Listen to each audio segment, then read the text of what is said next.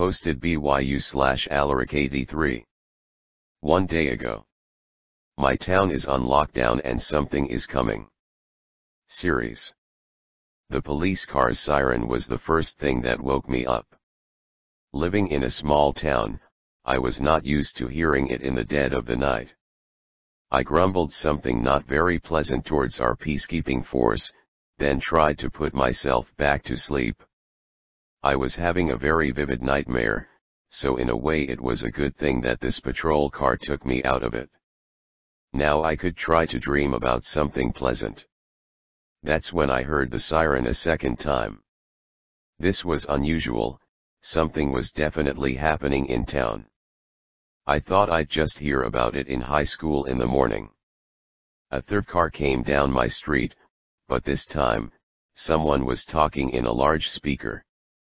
Hearing the tone of the man made me realize it was for sure not an advertising for an upcoming circus performance.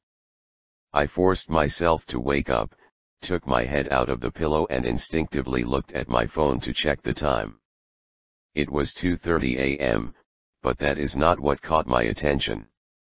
I received a text from a 2-digit number -98-, probably something official. Follow military instructions / this is not an exercise / if you have firearms take them / take one flashlight per person minimum / leave your house now / stay close to light sources. What the hell did that mean?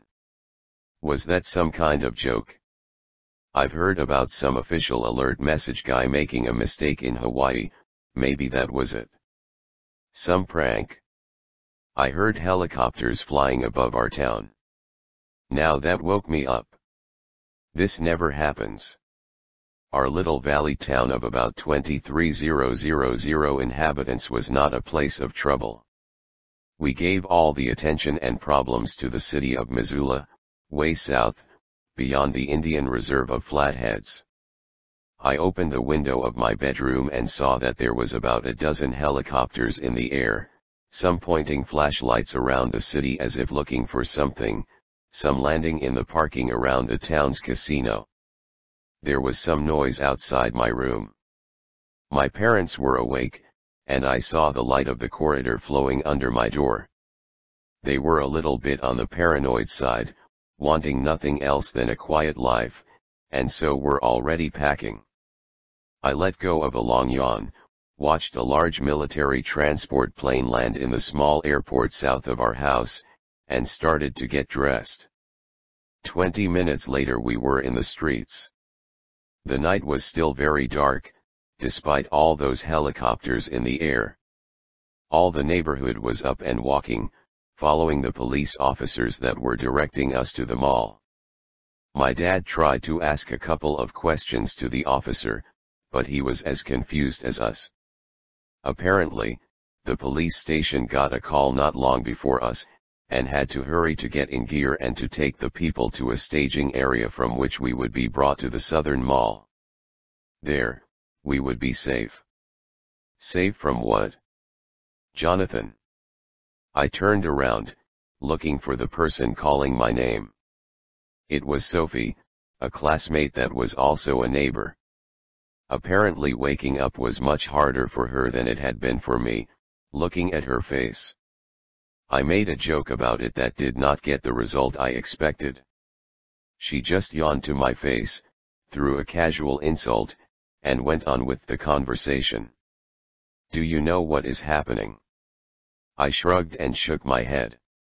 Nothing more than that weird text saying to stay in the light, I admitted. Maybe something happened at the Canadian border? Maybe a terrorist attack. Maybe the dash. I was interrupted when 4 military jets flew in low altitude right above us, going north at full speed. The sound was deafening, and I saw my mom along with many others protecting their ears with their hands. I tried to follow the lights of the planes with my eyes, but they disappeared not long later. Our city is in a valley going north/south, so if they were following it, it was easy to guess where they were going. Few smaller towns, then the Canadian border. I felt my heart stop for a second when I heard detonations, way up north. This was not an exercise, just as they said. These planes just bombed something. I looked at my parents with shocked, open eyes. Are the Canadians invading? I asked, not believing what was happening.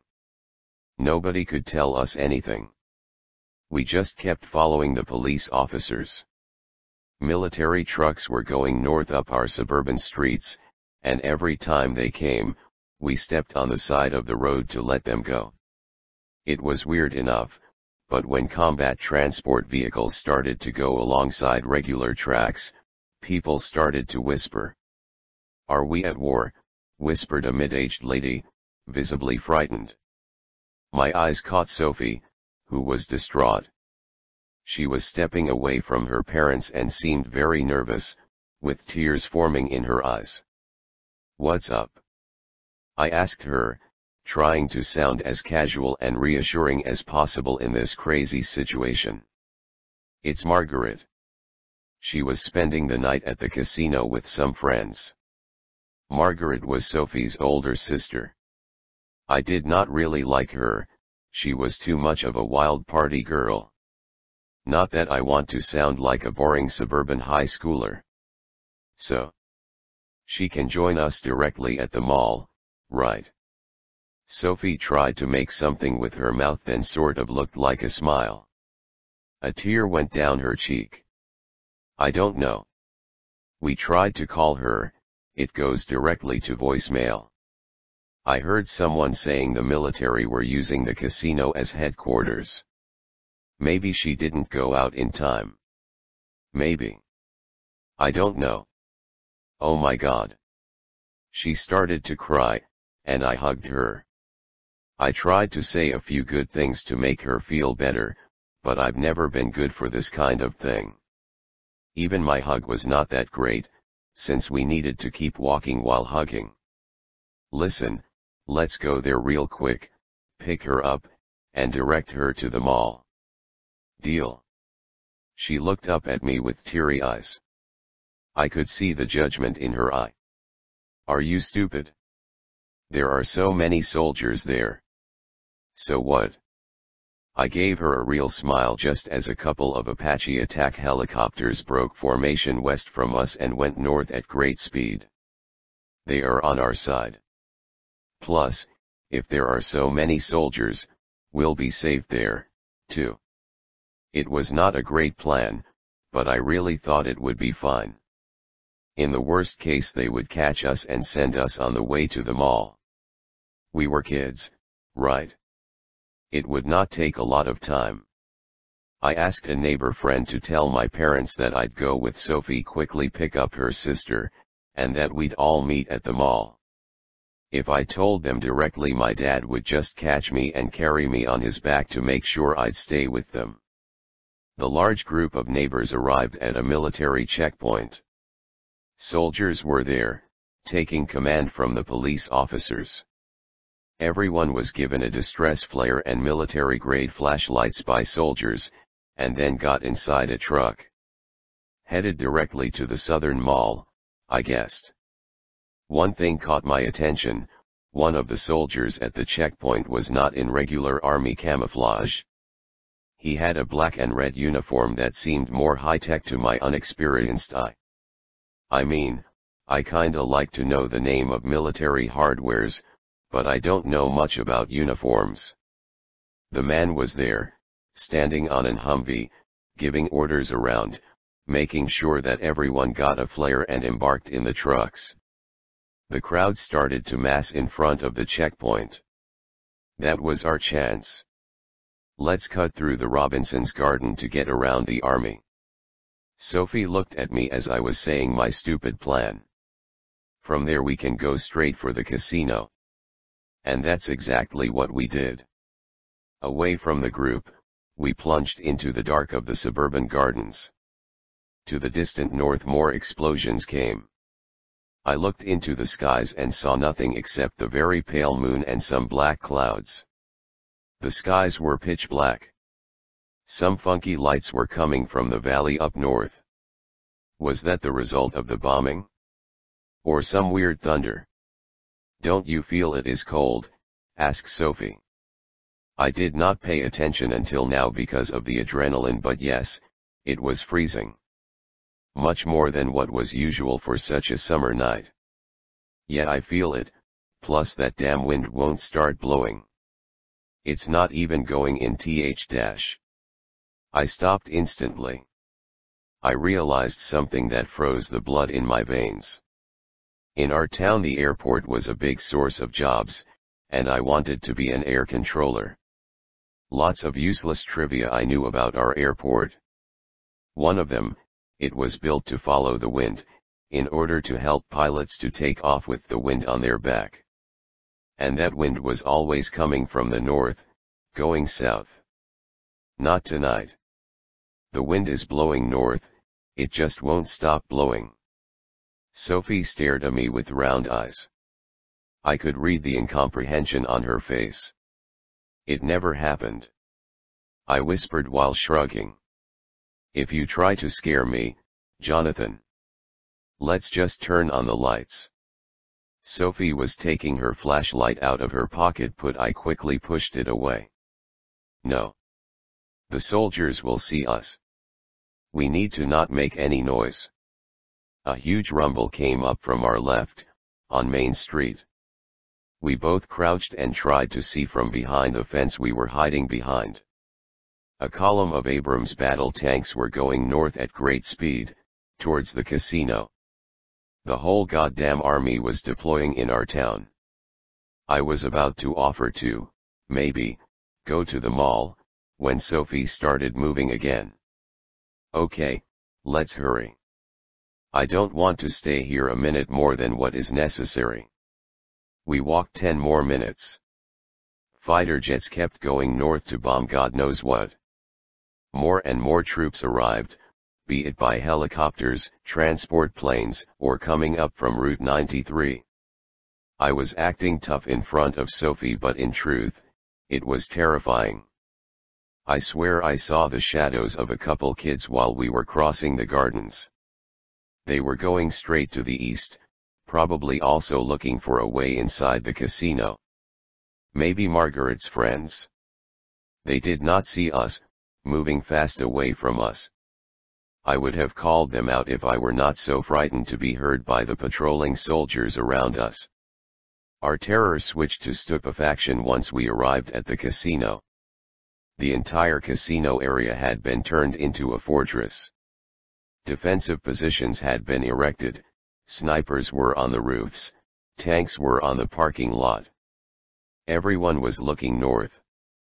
On the roof of the casinos huge light projectors were being installed. I don't know the exact name of these things, but you know the thing that is used for the bat signal? That sort of thing. Hiding in a backyard, we tried to look for a way in. We failed. Soldiers were patrolling everywhere. With the helicopters not high above, it was difficult to hear what any of them were saying. Most of them seemed confused, scared even. I guessed that they did not know either what to expect, or at least not completely. Most of them looked very nervous, and I did not want to risk them reflex shooting us because we were trying to sneak in their backs. A squad of 4 black and red soldiers came not far from us. Same advanced uniform as the one coordinating the evacuation effort.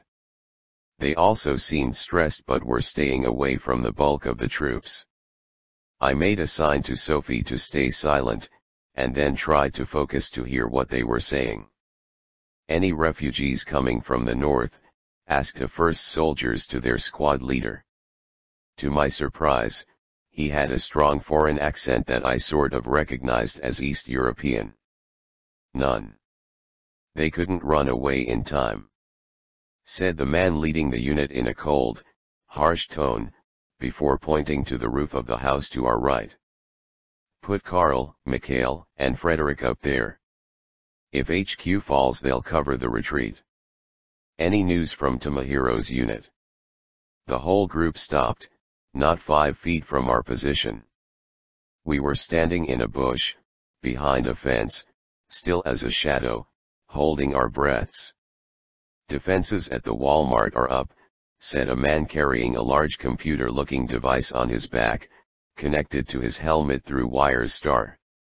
"He will try to delay them, but that won't make us gain much time." Asterisk. Silence fell for a few seconds before the fourth soldier, a woman with a Texas accent, asked, "Why are we setting up here? It's not a great defensive position. First, we don't question orders, you know this," answered immediately the squad leader, "and second, this is the last town before the valley opens up. The last bottleneck before these things can get out of the valley and spread to the flatlands. We have to hold the line until the other households have regrouped and counterattacked." More seconds of heavy silence. I couldn't hold my breath anymore and started breathing as discreetly as I could. The squad of black and red soldiers started to move away. "We just have to hold the night. They'll be weaker in the daylight, right?" asked the man that was previously worried about refugees. "If they can close the rift. Otherwise dawn will never rise again on this region." They kept talking while walking the outskirts of the casino fortress. Series of powerful explosions rang from the north, this time much closer to our city. It jump-scared me like thunder. Gunfight erupted in what I knew was the direction of the Walmart, north of the city. It sounded like a huge firefight, or it was just a lot of soldiers were shooting at something. The helicopters above us broke formation, taking altitude while launching volleys of rocket towards an unknown enemy. The fighter jets were now dropping bombs not 20 kilometers away from us. Even though we were not that close, we felt the aftershock and the heat waves, something unlike anything I felt before. "Let's go through the sewers," I offered, "we'll be safe there, and we can reach the casino that way." "I'm not going in the sewers," shouted back Sophie, "no way. Absolutely no way." A rain of huge rockets flew above our heads from way south, headed straight to the valley in the north. Way on my left I saw the shape of a huge twin-rotored helicopter getting away from the combat zone. He was spiraling out of control. I did not see what was causing that, but after 10 seconds of spiraling fast he just plummeted to the ground. Screams started to rise from beyond the casino, as firefights erupted everywhere. "This whole place is turning into a war zone," I said to Sophie. "I'm all up for not going into this fortress, but at least let's take the sewers to get away. It'll be way faster. I've seen it in movies." Sophie was utterly terrified. She didn't know what to do. I could guess she still wanted to save her sister, or join her parents, or mine, or anything. I just wanted to get the hell away from whatever was coming. Out of town. "Let's wait a few minutes," she offered, "maybe it'll calm down. Maybe they'll win." We waited for about 10 minutes. The battle was now in full swing. I did not know what was going on. We went a few streets south from the casino, hidden in another backyard, not far from where we could access the sewer. It was like being in the middle of a huge fireworks show, except the fireworks were 1,000 times louder. However, it was not bright at all, and if not for the sound and shock waves, we could have thought the town was peaceful. I took the opportunity of having a bit of time to write everything on my social media. More helicopters crashed all over town as more convoys of troops and vehicles arrived, deploying their infantry in the streets around us before heading to the fighting in combat formation. We were staying hidden as all of this happened. The winds started to grow ever stronger, and the light of the moon was getting paler and paler, until we could barely see anything apart from the explosions. The light was going away, somehow. Even the screen from my phone seemed dimmed, as if critically out of battery. "Incoming. Take positions." I heard one of the soldiers not far from us shout to his men. Then it hit us. Cold grasped my body as all the lights of the streets went out. In an instant I could not see anything more than 10 meters away, except the dimmed flashes of the soldiers' weapons firing. Sophie looked at me, utter terror in her eyes. I took out the flashlight from my pocket and turned it on. It barely helped, but it was something. I saw something moving not far to my right, and pointed the lights towards it. It was nothing, just shadows dancing with shadows. Far to my left the soldiers were screaming, screams of horror and pain. Whatever was happening, they were losing. I kept praying that somehow our army would turn this battle around. That this, whatever it was not the end of the world. That we would survive this. What I did not know at this moment was that the mission to stop this nightmare had already happened. That is was led by an elite force beyond my imagination. And that they had already failed. Okay, said Sophie, crying, let's try the sewers. We waited 2 additional minutes that the firefight around us got less intense before going for it. Then we heard an inhuman howl, something almost insectoid and rocky. It sounded as if it came from the other side of an auditorium, echoing beyond us and then back. Let's go, I shouted to Sophie, taking her hands as we were running towards the sewer entrance, ready to enter the darkness below.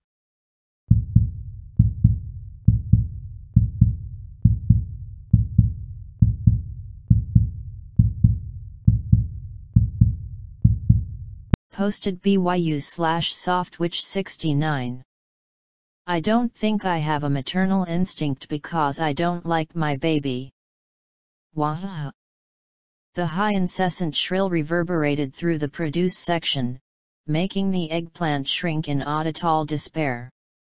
I was a young mother, a woman barely into adulthood myself, and my sleep-deprived brain was frazzled by the tiny screams.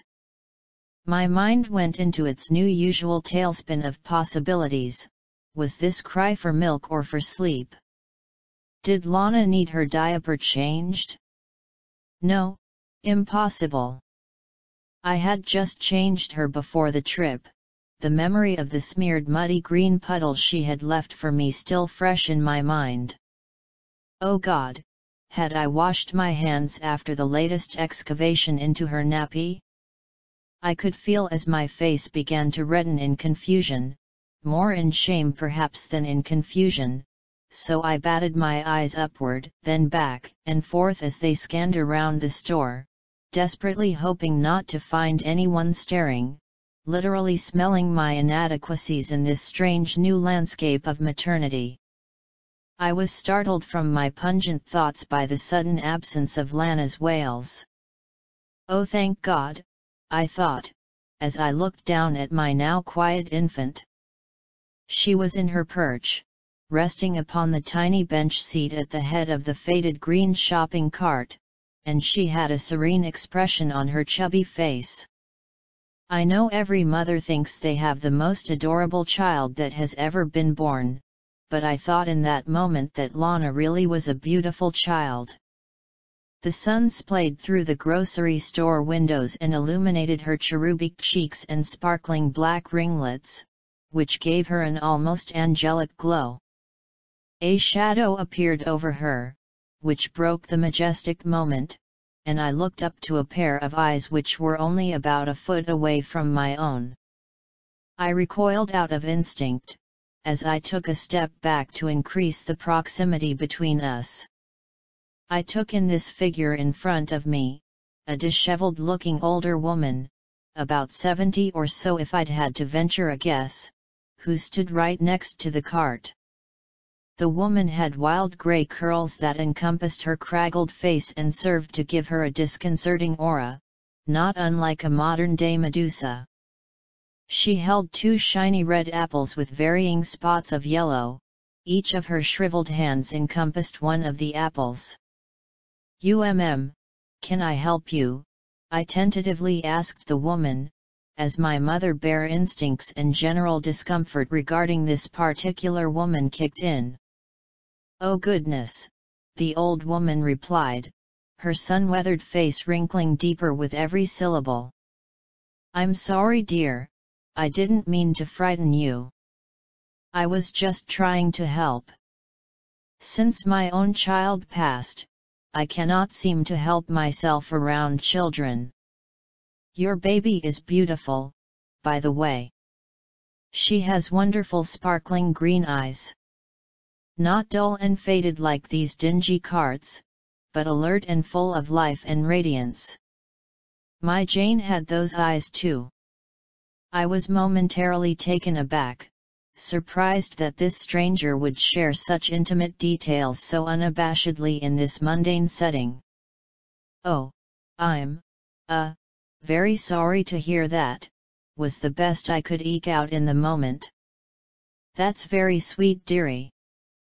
She looked from me to Lana and surveyed us for a few seconds, with her eyes exploring us as if we were a familiar yet wholly unknown entity. She was the rover and we were the surface of Mars. "Be sure to take good care of her, dearie. Take it from an old bat like me, there are so many mistakes you could make. You'll want to be the best mother you can, you're the only one she'll ever get." As she said that last bit, she tilted her head towards me and Lana, so much so that her curls bounced forward and nearly touched Lana's hand. A strange foreboding feeling began to envelop me and I became desperate to be rid of this woman, to be far from her presence which felt like a succubus upon our youthful energy. "Oh, thank you for the advice. We really should be going now, though, don't want this one to miss her afternoon nap." I gestured towards Lana, thankful for the excuse of her habitual sleep cycle. I grabbed the front of the cart and pushed it away as quickly as I could without betraying my extreme internal discomfort at the interaction. I did not turn back to see what the woman was doing. The rest of the day passed without incident, and I attempted to resume my new routine with Lana. We went back to the house, I gave her a bottle, and she eventually fell in for her afternoon nap. As she slept, I wandered around the house, as I still hadn't figured out how to fill the new gaps in my pre-baby schedule. I sat in the kitchen and decided to have a snack to calm myself, as the unnerving feeling from the store still hovered in my mind. I walked up to the fruit bowl I kept on the counter and found the only remaining options I had left, 2 small, slightly mealy-looking apples. I had forgotten to buy more produce in the events of the afternoon. Reluctantly I palmed one of the apples and grabbed a knife to cut it open. The rotted brown insides of the apple were more disgusting than even the outside had suggested. Horrified, I disposed of it as quickly as possible and grabbed the last remaining apple, hoping for better luck. It was even more unappealing than the first. I grabbed the severed remains of the fruit and went to dispose of it as well. I felt a tickle and looked down to see a small army green worm slithering out of the fruit. I instantly dropped the offending creature, and watched with repulsion as it squirmed around on the floor. It seemed bigger than it should have been, and grew more gargantuan with each passing second. It quickly became the size of a small reptile, and I would have thought it a snake, except hair began to spurt out of its orifices just a few moments after as well. I scanned the room for something, anything, to use to wrangle this creature, when I noticed it moving down the hallway, towards Lana's room. Shit! A cold sheen of sweat began to pool upon my face and neck, and my adrenaline kicked in to get to Lana's room now. In a move that is the closest thing to parkour that I have ever done in my life, I managed to get past this creature and into Lana's room before it could slither its deplorable body into the small space as well. I slammed the door closed and breathed a few sighs of vast relief, working to slow my pounding heart palpitations. I turned to see my baby girl, who was still miraculously sleeping despite this raucous encounter. I looked down at her still angelic face, and felt instantly comforted by her oblivious slumber. She was still the same pristine creature she had always been. A few years went by and I grew more adept at motherhood. I became confident in my routine, in my knowledge of Lana's every move. I learned to discern one cry from the next, whether she wanted a feed or a nap or a poo. It wasn't until she started walking that the problems began. She would run from me, not in a playful way, but in an almost malicious way, like she was unhappy with me and wanted to be far from my grasp.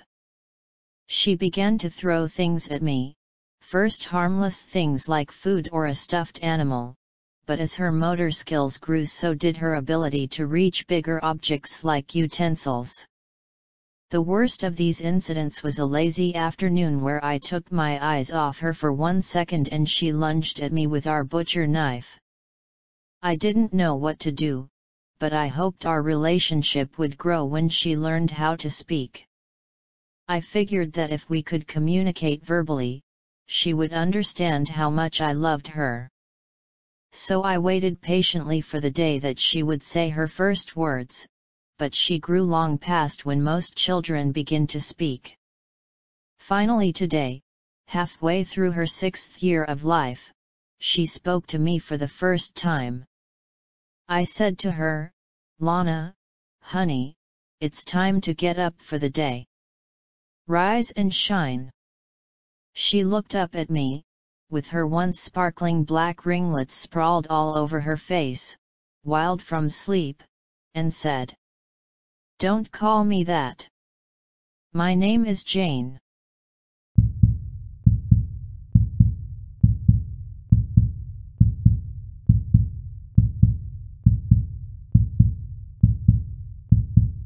Posted BYU/TheodCatLady. The girl named Bo. I met her while I was weeding the flower garden. I had just about finished up when I heard someone clear their throat behind me. They may have been trying to get my attention for a while. I had my headphones in and the only reason I heard anything was because I was in between songs. Sorry, I pulled out an earbud and scrambled to my feet. I didn't hear you back there. My voice got choked up in my throat as I stared into the soft dark eyes of the most beautiful girl I'd ever seen. Her golden hair came down in waves past her shoulders and she had a smile like sunshine. She quietly laughed. I wasn't waiting long. "You seem to be enjoying your music, anyway." She offered me her hand. "My name is Bo." Her name could have been Mud and I would have thought it was the prettiest name in the world. I'm Cassie, but everyone just calls me Cass." I shook her hand, inwardly kicking myself as I saw I got dirt all over her hand. "Shit, I'm sorry." Bo laughed again, just brushing her hand off on her skirt. "A little dirt won't kill me." "Sorry, I'm just trying to find the Lakeview Cemetery." "Oh, you're not far." I pointed down the street. "Just down the ways, take a right at Petunia Road, it'll be on the left. If you hit Black Street, you've gone too far and you'll need to turn around." Bo turned to look, tucking a lock of hair behind her ear. "I see. You visit often?" she asked. I nodded.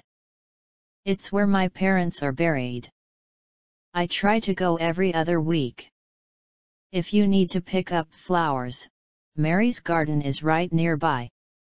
Tell her you're there to pick something up for a deceased relative or friend and she'll give you a good deal." "It's you." I nearly tripped over my feet to look up at the door.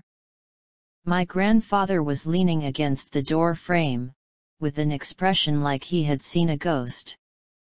"Grandpa, what are you doing out of bed?"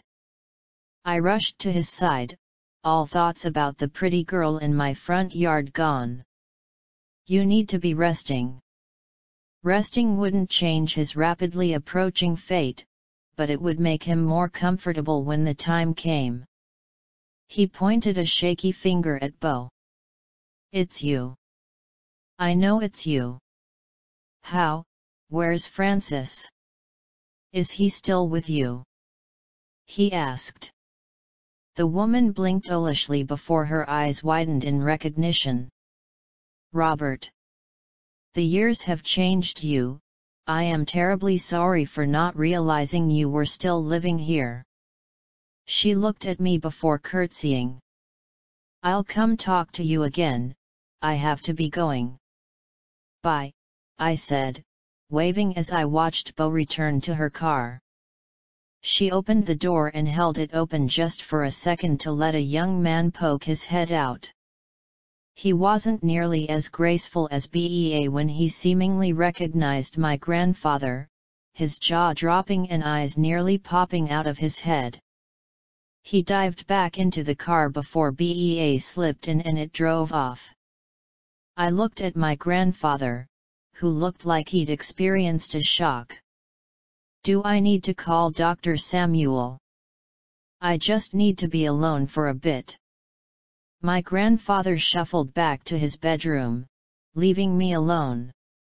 It wasn't until the sun was going down that he called me into his bedroom. My grandfather was a quiet man. I'd never known him to make the outburst like the one earlier that day. Even when I entered the room, he just pointed to his closet. "Check behind the coats, there's a photo frame," he said. I moved aside old coats and a far outdated tuxedo to find the photo frame. I brought it out and sat beside my grandfather's bed to get a better look. The picture inside was faded and black and white, but I could recognize a much younger version of my grandfather sitting out on the front porch, his arm wrapped around a black teenager about his age. "I've never seen this picture before," I said, tilting it side to side. When Grandma had been alive, she'd shown me her albums again and again, even as the cancer wasted her away. "I keep it just for myself. His name is Francis." I nodded while reaching for my cell phone. "Listen, Grandpa, you're a little tired, how about I call?" "Listen to me, Cassandra." My grandfather snapped, causing me to nearly jump out of my skin. "You bring up calling the damn doctor again and I'm sending you to your room." Even with me being 21, that was a very real threat. I sunk down in my chair, deciding not to question him anymore. "Who is Francis, Grandpa?" I asked. He calmed down and looked back at the photo. I saw a touch of a smile on his lips. "Francis was my best friend. See, his father saved mine." After that my father referred to him as a brother. White and colored was never an issue. Our families were close. I was just a few days younger than Francis. We never could attend the same schools or play together in the park, but if I wasn't at his home he was at mine. If he couldn't sleep, he would sneak in through my bedroom window and we'd stay up just talking about anything and everything under the sun. I had his back, he had mine. We were just as close as our fathers. The story was heartwarming, but there was certainly a part nagging at me. "Why have you never talked about Francis before then?" I asked. That smile on my grandfather's face vanished. "Because I never wanted to think of him again." He handed me the frame to hold as he told me the story. It was probably a week after this photo was taken that we met her. We were on a walk through the woods, we took a lot of those. Just so we couldn't be bothered by people who thought a black man and a white man couldn't be friends. We were on the way back when we heard a car refusing to turn over. Francis insisted we take the right path to see if someone needed help. I followed. He was always the leader out of the two of us. We didn't expect to see such a nice car way back where we were, but what we didn't really expect to see the behemoth of a man poking away at the engine, or the girl standing beside the car, her dress spattered in mud as she shivered in the cold. She looked up at us and her eyes met Francis, and I knew it was all over then. Because he looked at her and he fell in love. Was she also black? I asked. She was BEA. You mean she looked like BEA? I asked. He shook his head. No, I mean that the BEA you talked to today was the same BEA standing on the road next to the car that wouldn't start. He scowled as he saw me open my mouth.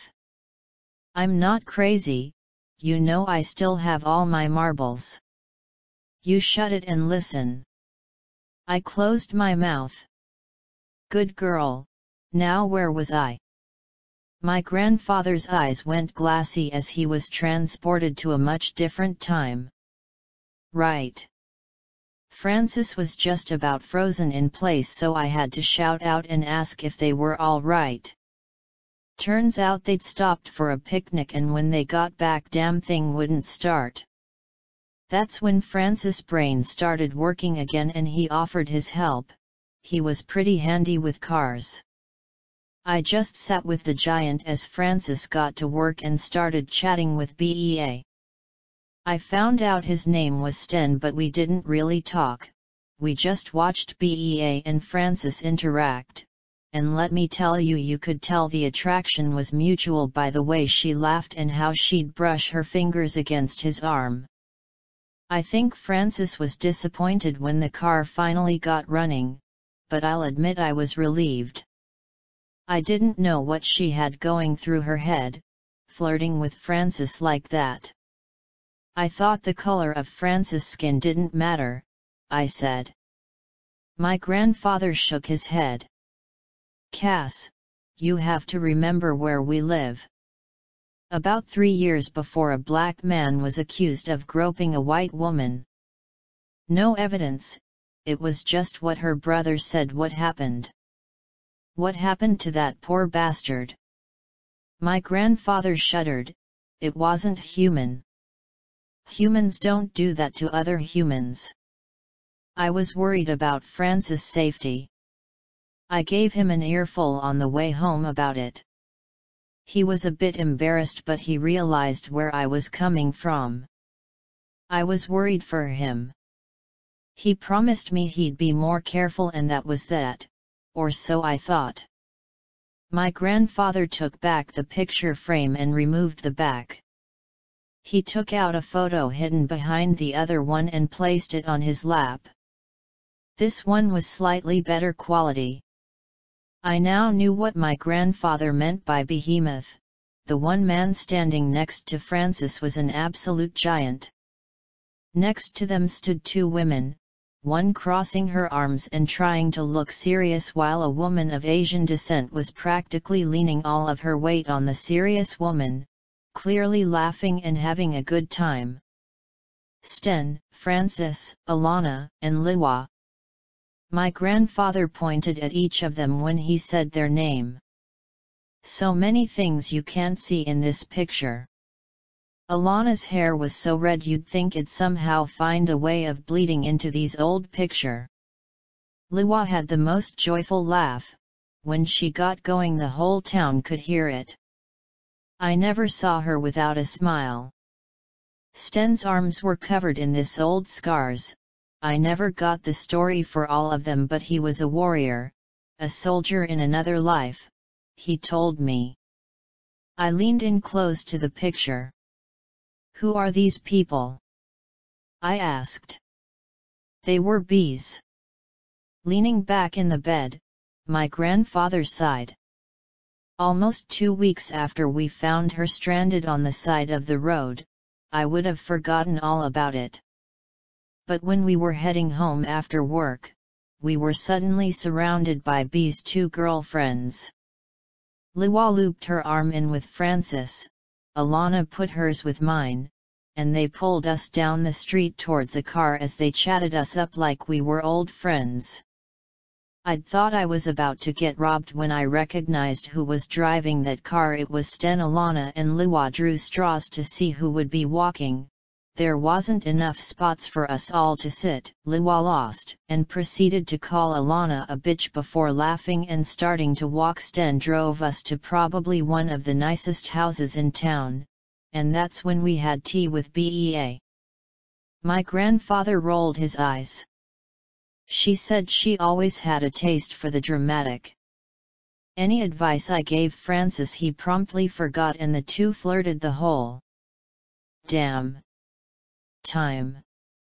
I mean, by then I realized she wasn't just trying to get Francis in trouble, she'd had him brought to her just so they could be on a date.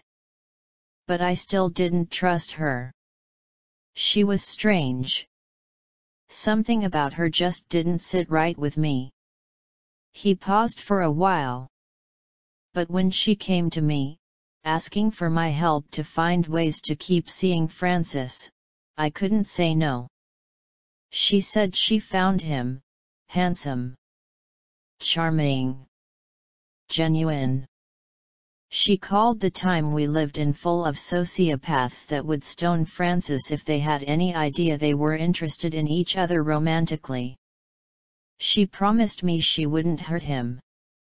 Promised me that if anyone tried to hurt him, they'd have to go through her first. I told her to get in line, 'cause they'd be going through me first.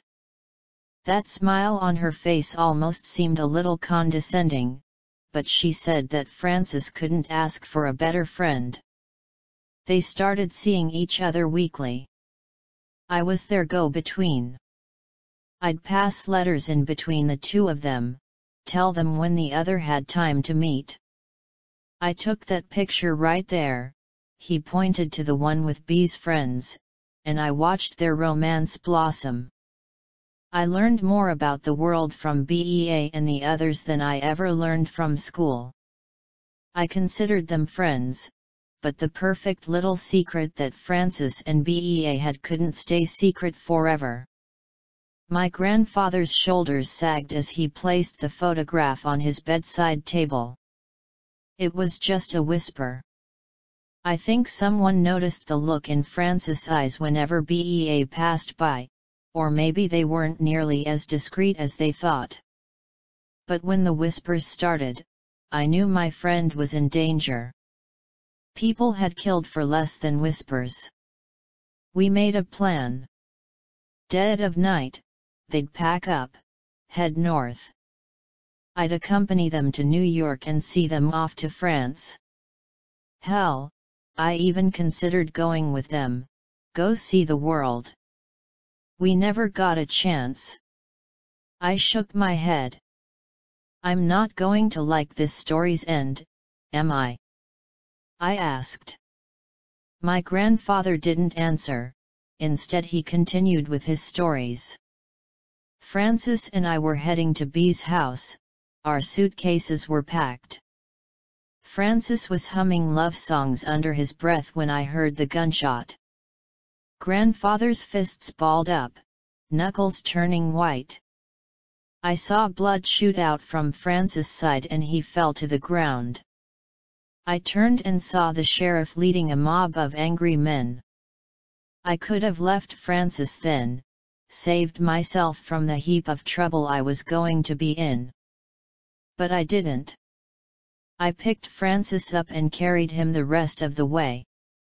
My grandfather reached up and pulled down his shirt sleeve, revealing an old puckered scar. They got me once in the shoulder, twice in the leg. I remember you being a little girl and asking why I walked the way I do. I did say I'd tell you when you were older. Well, Now you know. I don't know how I made it to B's house, but I collapsed at the front door. Francis was cussing, I was too. The door opened and out walked Bea. When she saw how bloodied up we both were and how Francis was hurt bad, I saw a tear sneak down her face before she just went dead calm and wiped it away. For a few moments he was quiet. Cass, you know I've not lost my mind. I'm sharp as I was back then, maybe even more so. But what I saw, I just wanted to forget all these years, and I never can. Bea walked out in front of the mob, followed by the others. She looked at the mob and quietly asked who shot Francis. One of the stupid bastards near the front raised his hand, and then she snapped it off with the same amount of effort it would take to break a twig. He howled before she went for his throat, her canines became sharp as knives and she'd grown claws an inch long. The others followed suit. Alana ripped open the sheriff's ribcage and stomped on his heart. Sten took a man's head and crushed it between his hands. The man's brains splattered over his face before he roared like a lion and charged into the fray. Liwa caught a coward trying to run away before dragging him into the dark. I heard him scream once for his mother before I heard a crack and nothing else. Grandfather shook his head. It was over quicker than you'd think. That mob was about 20 men in their prime, and in about 5 minutes each one was dead. Sten licked off each of his fingers before coming to me, picking me up and carrying me indoors while Bea cradled Francis in her arms. I wasn't sure if he was breathing anymore, and that was the last time I saw him. What happened after that? I asked, shocked I could find my voice. They disappeared. My grandfather shrugged. When I woke up the next morning, I was in my own bed, all bandaged up. The whole town was in an uproar. The sheriff and his sons, all dead, along with several other upstanding men of the town. Bea was gone, along with the others. No sign of where they'd gone. Francis was also gone. They never found his body, but they went and said he was dead anyhow. Probably for the best. I can't imagine how they'd blame the slaughter on a single man, but I'm surprised they didn't try. We all just pretended nothing ever happened. I took care of Francis' little siblings like they were my own brothers and sisters. I never told anyone before tonight about my best friend. I couldn't believe it. Most of me wanted to reason out how that couldn't have happened. Stuff like that didn't happen. Instead, when I opened my mouth, I asked, was the man in the car today, was it really Francis? Looking just like the last day I saw him. My grandfather sunk into the pillow. I could see how tiring this whole experience was for him. Whatever Bea was must have crawled right up out of hell. You need to know that, before you go with her. What do you mean? I asked. My grandfather smiled sadly. Because the way your eyes lit up while looking at her, it was the same way Francis did when he first saw her. I think I'm going to shut my eyes for now, I'm feeling tired. Go to bed, Cassandra. I love you. I swallowed the hard lump in my throat before getting up. I love you too, Grandpa, I said before fleeing the room. Just before I closed the door, I think I heard the sound of his window being pushed up. But I wasn't sure until I came in the next morning and it had been left open. My grandfather had passed away with the most content look on his face. He was at peace, finally having revealed his darkest secret. The funeral had long been planned, nearly everyone in town attended. People came up to me and told me how my grandfather was the most open-minded and kindest of people. I got told stories of his generosity, his good sense of humor. Hours passed until I was finally sitting alone between his grave and the ones of my parents. My tears had dried up, leaving an empty hole inside me. For the first time in my life, I could truly say I was alone. I heard quiet footsteps approached and I looked up to see her. Bea was wearing a dark coat and black stockings. Her hair had been carefully pinned back, her eyes reddened with tears. "Can I sit with you?" she asked. I nodded and patted the ground next to me, the side closer to my grandfather's grave. She nodded before taking her seat, folding her legs under herself. "Your grandfather was my friend. I owe him a great deal. Did he tell you about me?" she said. I nodded. "Shot 3 times, carrying the bleeding body of my dearest love and his dearest friend." Bee's breath shuddered and she wiped her eyes. "I could never repay that." I offered, but I knew he wouldn't accept the only thing I had to give before he even responded. I'm not sure if even remembered the talk we had before I took him home that night. Her fingers combed through the freshly turned earth. "What did you offer?" I asked quietly. "Eternity." She got up and glanced at the other pair of graves next to me. "He's with his wife, his daughter, and his son-in-law. I think he couldn't live in a world that he knew he'd never be able to see them again, so I am glad he didn't take my gift when I offered it again last night." She looked down at me and smiled, extending her hand. "Would you like to go on a trip? A chance of peace might help you." I knew what offer was hidden behind those words. I glanced at my parents' graves, dead when I was just a little girl. I looked at my grandparents' graves, much newer than theirs. I took Bee's hands and she pulled me to my feet. "I think I wouldn't mind visiting Paris. I've always wanted to see the Eiffel Tower." "Is it more beautiful in person?" I asked. Bea smiled widely. "It will take your breath away." Together we walked to the car. This one was probably a lot bigger than the one my grandfather talked about. Sten was even bigger than the picture suggested. He was sitting in the driver's seat while Liwa took selfies of them both. I think I caught a glimpse of some sort of Instagram filter on the screen before Liwa dropped the phone. She was laughing too hard to hold it. In the back seat Alana was reading something on a Kindle, absorbed entirely in the digital pages. The car door opened and there sat Francis.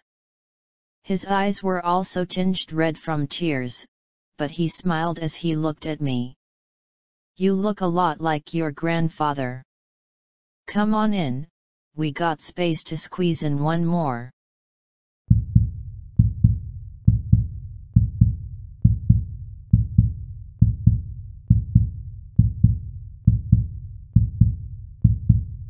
Posted BYU/Zacharias Frost. 19 hours ago. Platinum. Gold 6. Silver. Area 51 is a distraction, the real prize is in eastern Alaska. So, by this point everyone is no doubt well aware of the Area 51 memes and all the hubbub surrounding them. Apparently over 1 million people are set to storm the perimeter on September 20th of this year. Should be interesting, but let's be honest for a second, I doubt it will happen. And even if it did, even if by some ridiculous miracle they managed to overwhelm the most powerful military on Earth and infiltrate a top-secret base, I don't think they would be exactly thrilled with the results.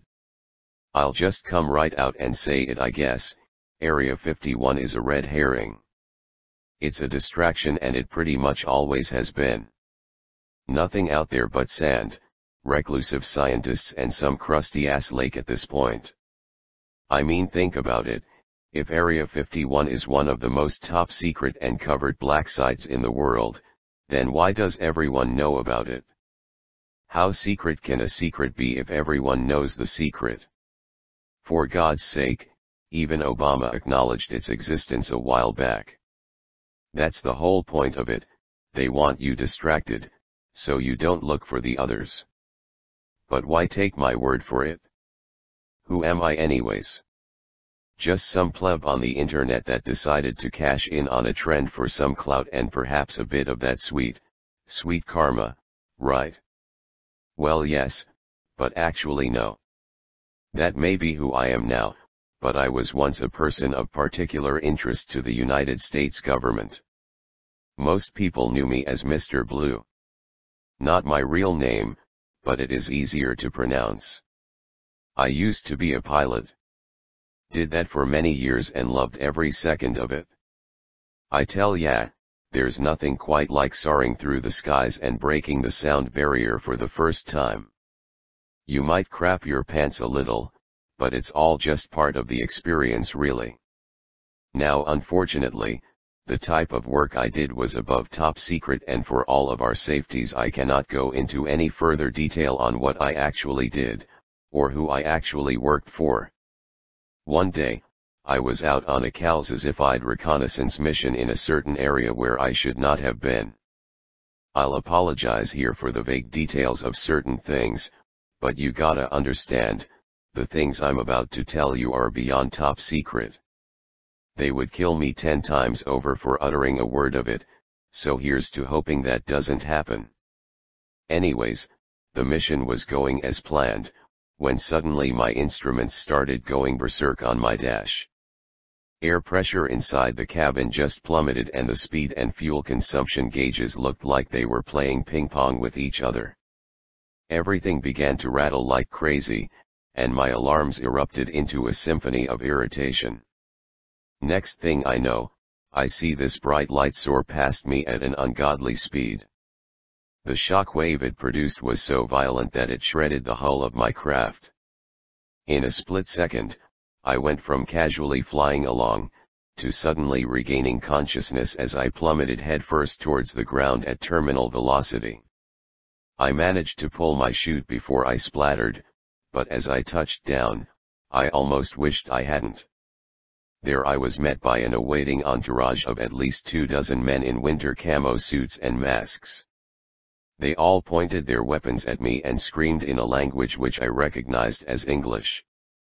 I tried my best to calm them down and appear unthreatening, but that didn't stop them from wrenching me into a pair of handcuffs and hauling me into one of their APCs. They began to drive away, and the real severity of the situation hit me. I was not going to be saved. The people I worked for had never said it, but it was always well known that if ever you were captured, then you were pretty much on your own. With that in mind, I had no real incentive to keep my mouth shut once they started interrogating me. It may seem cowardly, but I was not about to be brutally tortured for a former ally which would never come to bail me out. Yeah, the government says they don't torture people, but trust me, when they really want to know something, there's no tactic too extreme. And they really wanted to know something.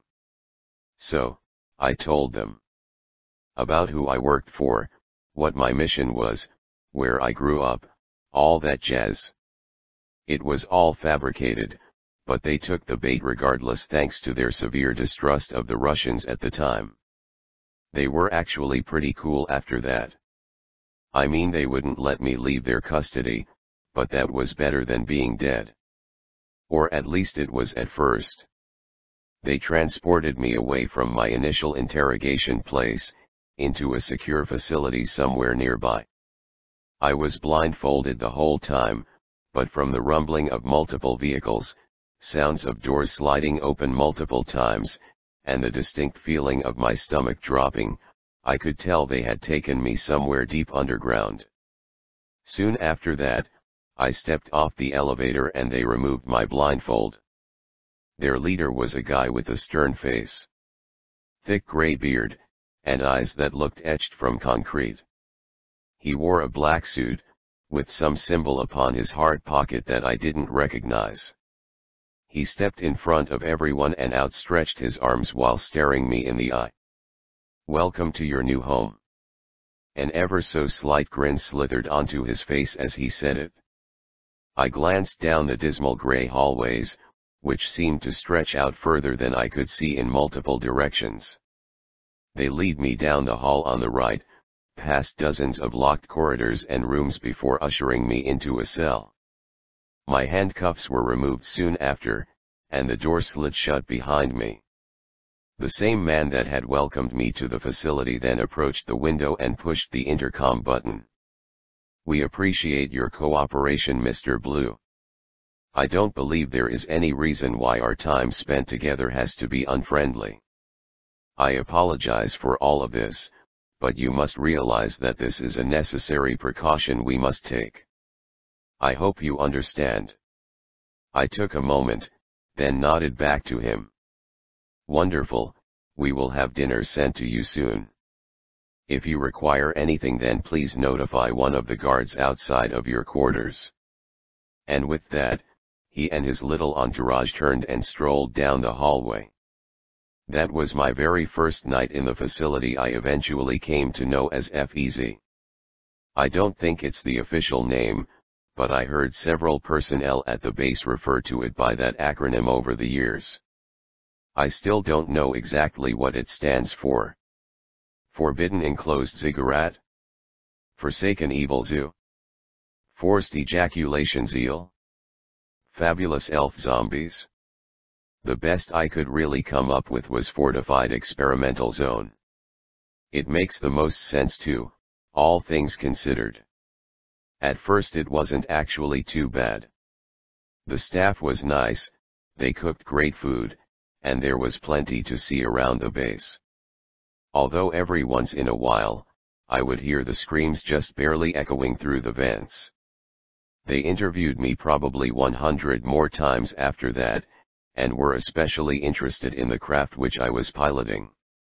The craft in question was one of our own top-secret technologies, but unfortunately it had been blown to smithereens by whatever that light was, so I couldn't tell them much about it. It took years of incarceration there, but eventually the staff came to trust me almost as much as they did their own comrades. We would laugh and joke with one another, and soon enough we became what some might even consider to be friends. I became especially close with one of the scientists there named Kevin. Kevin was a smart guy, comical too, and explained quite a lot of things to me.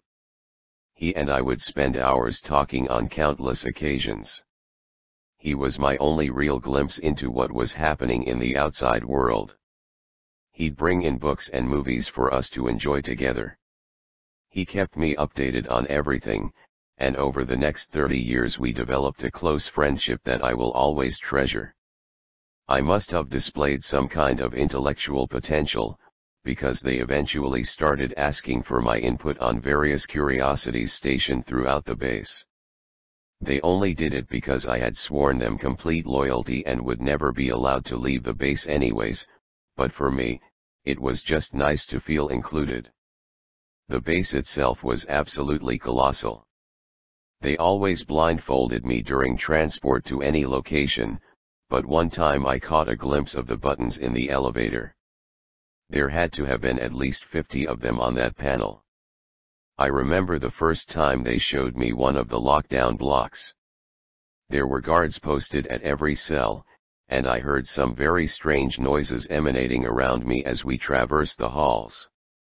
I thought for sure they were about to show me some horrendous beast from the depths of hell, and prepared myself accordingly as the howls of unseen things echoed throughout the halls. The lead scientist, Dr. Rosseville, rolled back a two-way mirror curtain and my heart froze from anticipation. In the cell before us, there was nothing more than a human girl in a gray jumpsuit. She was young, maybe 5 years old or so, but there seemed to be nothing out of the ordinary about her. I looked to Dr. Rossival, and he flexed his cranial muscles before pressing a button. I heard the sound of gas seep into the room. A few tense seconds passed, when the girl suddenly shrieked like a banshee.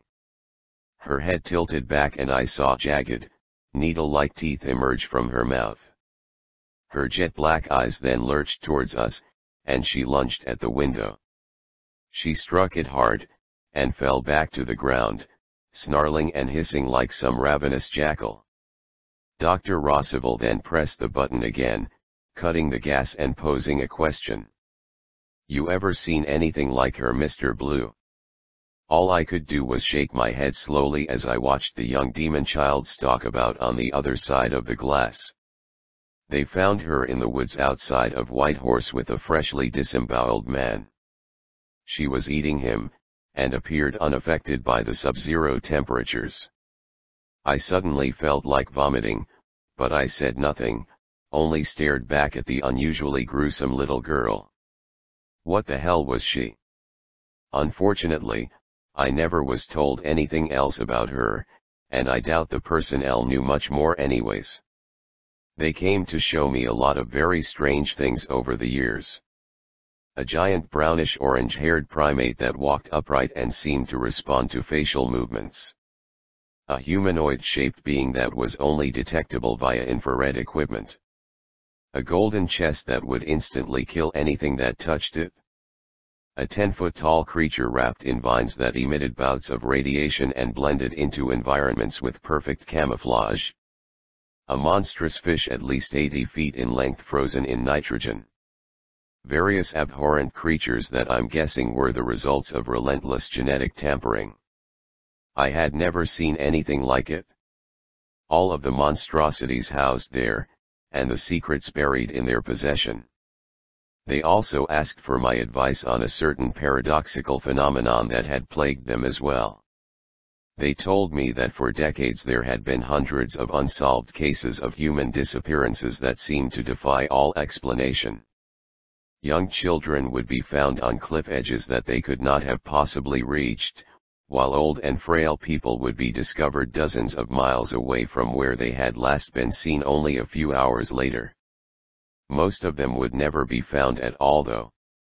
I could almost see the fear dripping from their eyes as they relayed case after case of the recorded incidents, and it was clear, although not said, that they had no idea what the cause was. Unfortunately, neither did I, as it was the first I'd ever heard of the bizarre phenomenon. I told them honestly that I didn't believe my former allies were responsible, but I don't know if that made them feel better or worse. Throughout all of my years there I had always found one thing peculiar. After all the weird and terrifying things they showed to me, there was never any mention of extraterrestrials. That's what everyone thinks these black site facilities house after all, but nevertheless they made no mention of it. That made me smile a bit when I thought about it, because they had no idea how close they were. The closest thing they had, was this weird tentacle creature with a ringed set of teeth in its mouth. It looked almost like an eel, but possessed 4 iridescent green eyes in a ring around its head. It didn't live in the water either, but instead slithered around on the ground in a very swift and very unsettling motion. They said its DNA resembled nothing like anything they had ever found on Earth before, hence the reason they believed, but were not certain of its otherworldly origins. Kevin and I got to talking back in his quarters one night, as the rest of the crew retired for the evening. He shared with me a bit of his brandy, and we were content to just chat as friends late into the night. He told me a lot about himself that he had never mentioned before. He showed me pictures of his wife, and his son that had been taken from him. Kevin admitted his son had died in a car crash a couple years back, while his wife passed 2 years later of cancer. It broke my heart to hear that, and I felt sorrow for my dear friend of some 30 years. Kevin was in his early 50s, but you'd never know it with the enthusiasm in his voice. It was during that conversation, Kevin ended up mentioning something I found particularly interesting. He told that he believed that if an alien species existed, and were advanced enough to traverse the galactic canopy and reach Earth, then they would obviously be quite intelligent. He said he didn't believe in any of the Hollywood depictions of doomsday aliens hell-bent on destroying humanity. He thought they'd be a lot more subtle than that. Think about it, you find something intelligent which represents almost no threat to you, and the first thing you do is try to kill it. Kevin asked skeptically, as I considered his words for myself. That'd just be a waste, and no species that fancies themselves as advanced beings would do something so brash, at least I hope they wouldn't. He chuckled slightly and shot me a knowing look mixed with a unique intrigue that almost glistened in his gray eyes. Even if they thought we were destroying our own planet or something, why would they care? There are trillions of other planets in the Milky Way alone, they could pick any of them if they wanted natural resources. I chuckled to myself, almost sensing where the conversation was headed. It's not the planets they're after, I replied. Kevin snapped, and pointed his finger at me as his face lit up. Exactly. They'd want to study us. Learn how we operate, how we organize and how we live. Kevin's hand motions turned eccentric, and I saw his access badge jostle around his neck. He took another sip of brandy and continued. They'd probably learn more about us than we even know about ourselves. I mean, granted they have to be more intelligent. They could learn up close, understand how humans work. They'd have no need for bloodshed when they could simply inconspicuously integrate into human culture. They have no doubt mastered the art of altering their biology to disguise themselves as humans. I mean, that's nothing when compared with the tech they used to get here, you know. He paused from his enthused monologue and wiped the steam off his glasses. I just sat back, content to let him continue, as I found it fascinating that he could know so much. Aliens, they're not warlords. They're poets, architects, authors, musicians. Beings that wish to create. It is the ultimate calling for an entity so powerful. Kevin took a deep breath, and reveled in his own explanation. His speech had turned a bit slurred, and I could see his eyes floating lazily in their sockets. He then met my eyes in a look that he had never given to me before. It was a look that seemed to shed all sense of formality, and pose a question which he had long since suspected the answer to. You're not really from Russia, are you? The sudden accusation caught me off guard, and I felt my stomach drop like a lead weight.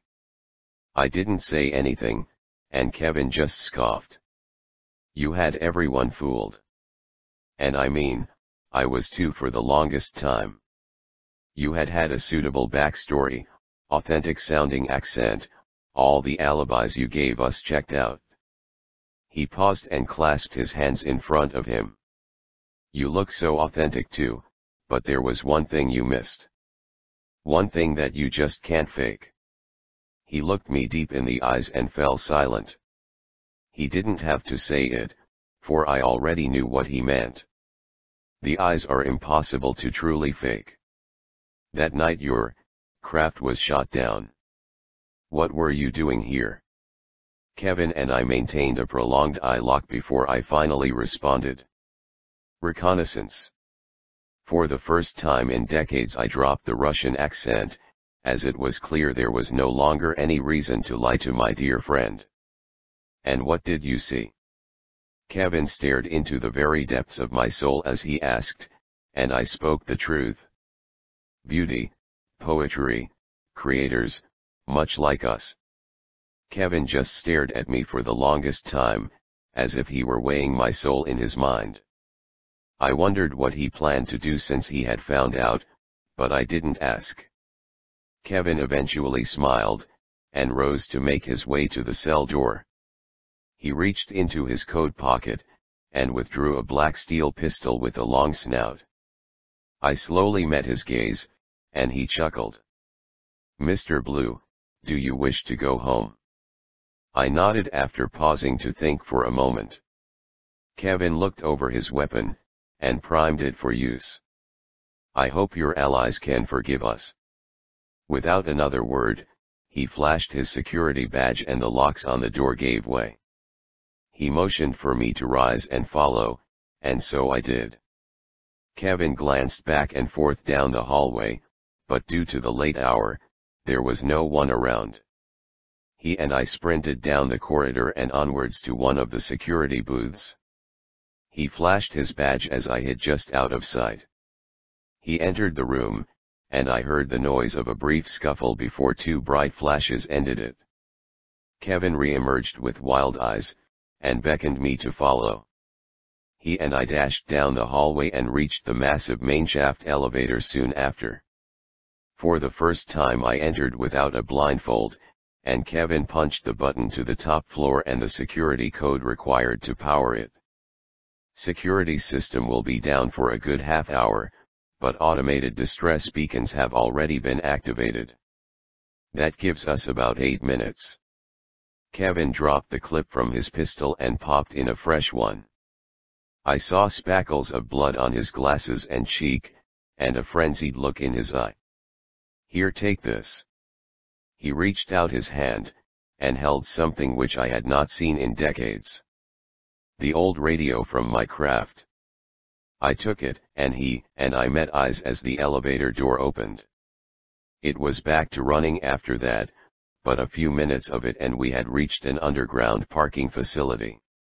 Kevin quickly unlocked a nearby vehicle, and the two of us hopped in as he fired it up. The engine roared to life, and Kevin accelerated through the lot.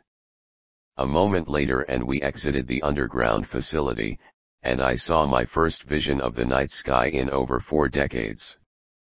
There were men stationed at the perimeter gates that attempted to stop us, but Kevin didn't flinch. He crashed right through the wire fence on the perimeter, causing multiple lights to activate in our wake. I heard a siren blaring behind us, and the silhouettes of people dashing throughout the snow. "There's a suit in the back, put it on."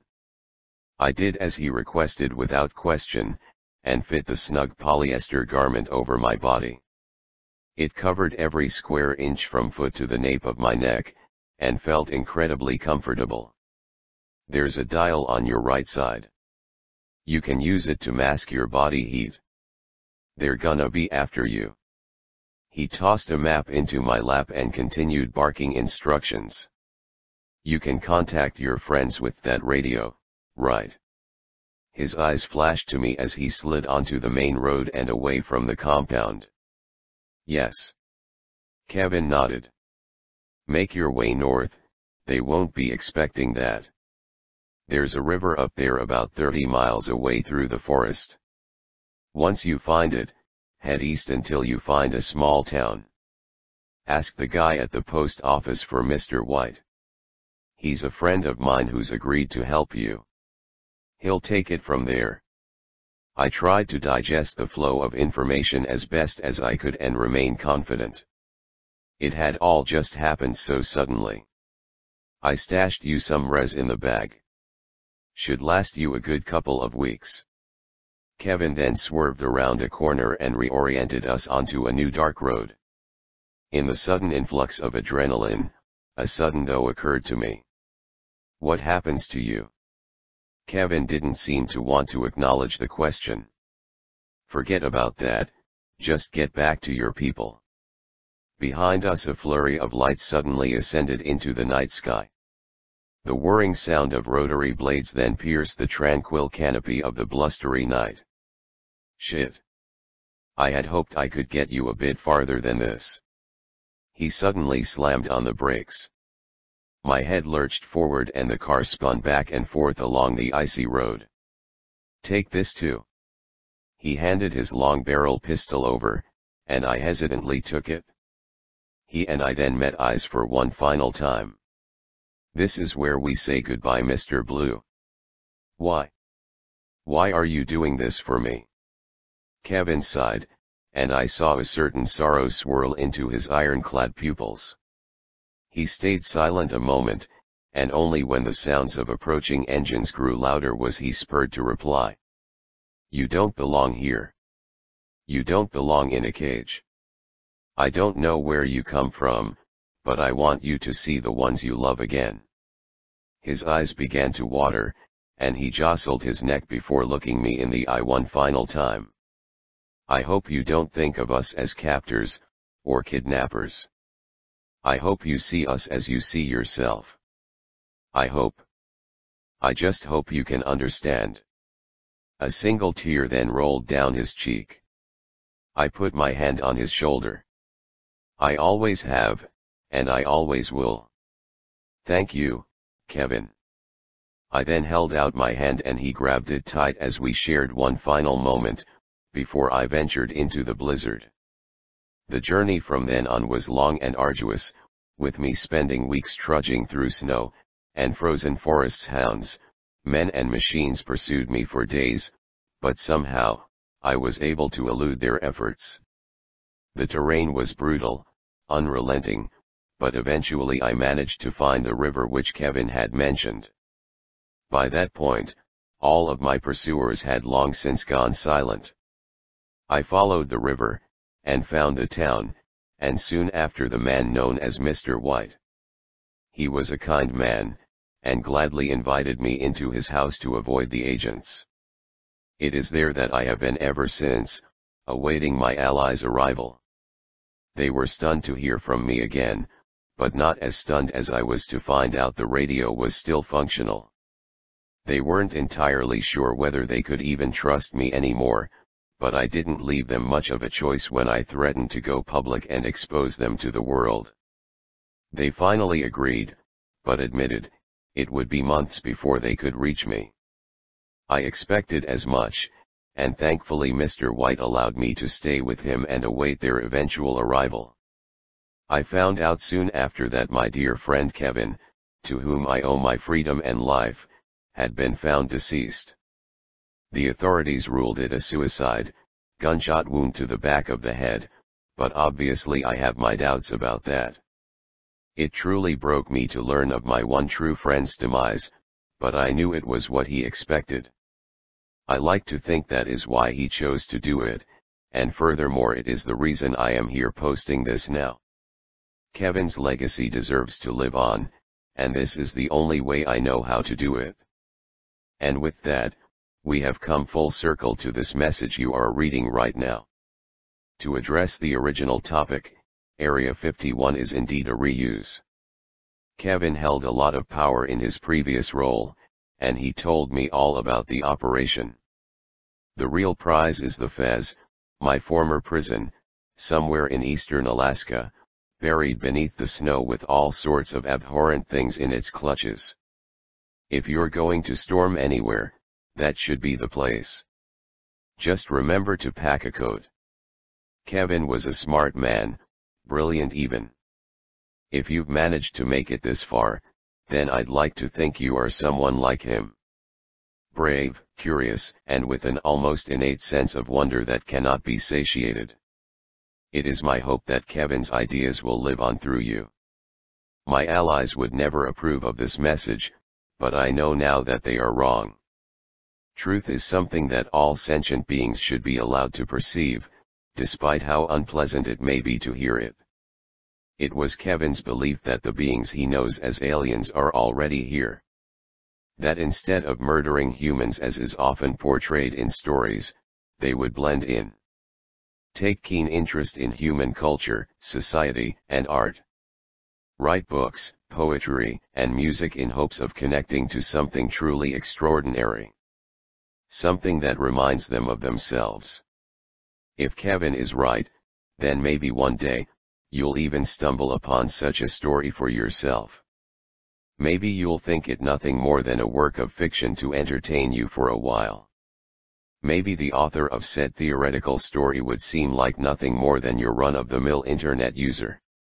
He probably wouldn't just come right out and say it, because that would be entirely too corny. he would probably just leave you the pieces, and hope that you could understand the truth for yourself.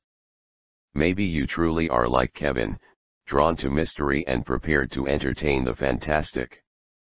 Maybe you'll just dismiss the implications of the words before you because you don't dare believe something so outlandish, because in the end truth is not the problem, belief is. Maybe someone will understand who, or more importantly what I really am. Maybe it will be you. Either way, I've been away for a very long time. It is time for me to go home. Thank you, Kevin. I will always uphold our agreement. Well, that's all I have for now. So did you like my video? I really hope so. I'm new at this, so please come back for more. I will try to get one video a week, then as I get better and better at making great videos I will make more per week. So subscribe and hit the like button. Don't let me down. Tell me what you think down in the comments. Thanks and goodbye.